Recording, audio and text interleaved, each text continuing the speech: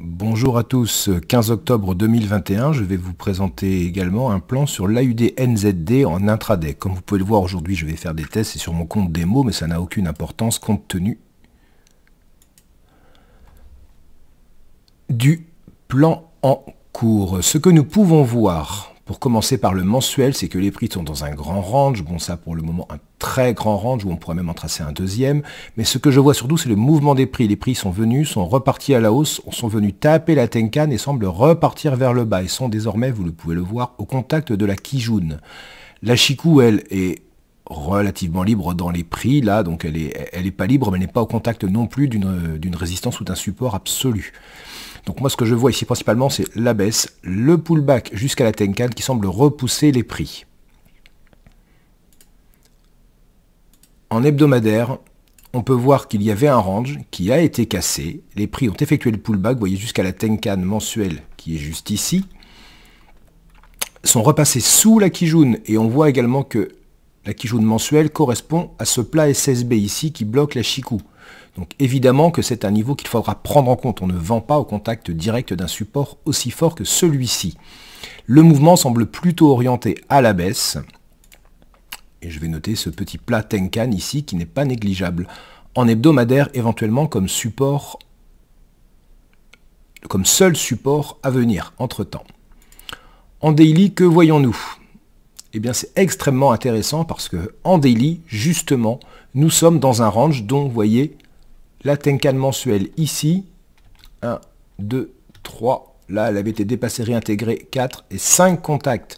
On peut donc aisément se dire que si le support que nous avons observé sur une unité supérieure cède, venir chercher la zone d'équilibre, soit donc la Kijun Daily, en n'oubliant pas de surveiller ce niveau qui est le plat Tenkan hebdo que nous venons de marquer, qui est lui-même correspond à ce plat SSB. Donc je dirais, allez, on va détailler le plan en deux parties.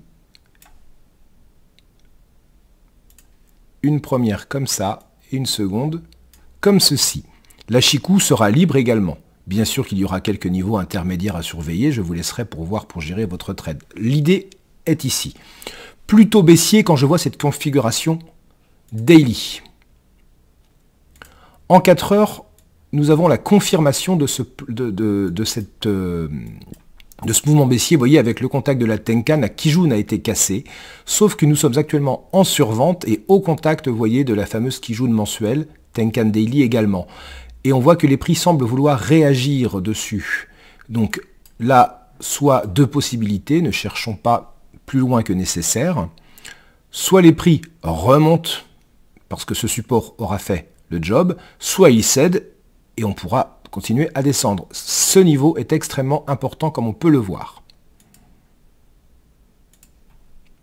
En H1, on voit, vous voyez, c'est une confirmation en étoile du matin hein, sur ce support Kijun mensuel. Et on est en survente quand même pas mal par rapport au daily, par rapport à la Kijun, pardon, je dis n'importe quoi. Nous sommes en survente, donc on voit que ce niveau est très travaillé. Regardons maintenant, puisqu'on parle d'intraday, le M15 et on voit, vous voyez, ce niveau travaillé, tendance baissière bien évidemment. Et on voit la Kijun H1 qui est ici. Attention toutefois parce qu'elle va descendre durant la journée, hein, elle va redescendre d'ici 2 heures, elle va commencer à descendre. Et nous avons ici les prix coincés entre la Tenkan et la Kijun, c'est relativement hésitant, vous voyez. Et c'est parfait parce que en M5, nous avons à voir la définition. En M5, les prix sont en range, vous voyez, avec la Kijun mensuelle et la Tenkan Daily en plein cœur. La Kijun M15 fait office de borne haute du range. Du coup, deux possibilités, comme je le disais tout à l'heure, soit le support mensuel fait le job et repousse les prix, auquel cas la cassure de la Kijun M15 pourrait occasionner un pullback, pourquoi pas vers la Kijun H1. Je le répète, il faudra faire attention parce qu'elle va s'abaisser durant le trade. Soit le range M5 casse par le bas, auquel cas on va pouvoir commencer à chercher nos ventes avec le premier support hebdo que nous avons abordé tout à l'heure.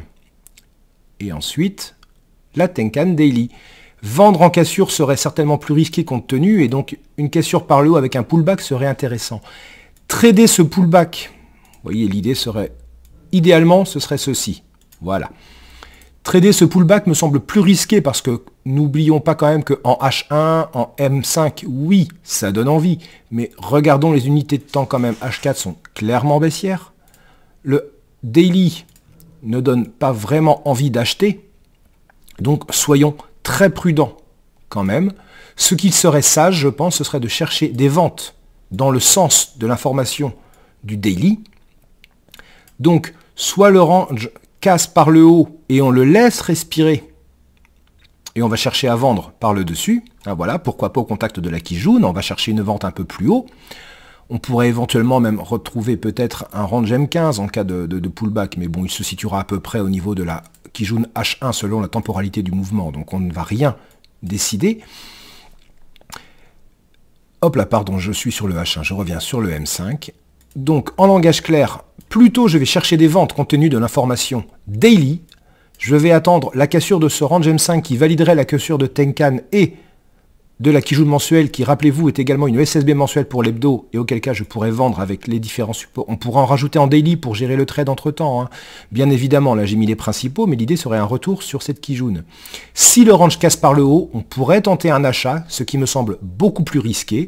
La sagesse dirait plus d'attendre, de laisser le prix respirer à la hausse et de chercher une vente plus haut.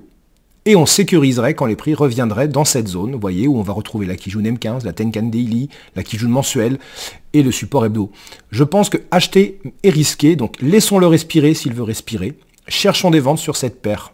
C'est mon idée. Après, acheter techniquement ne serait pas une erreur, mais il faut bien avoir conscience qu'on serait absolument contre le sens du mouvement général daily.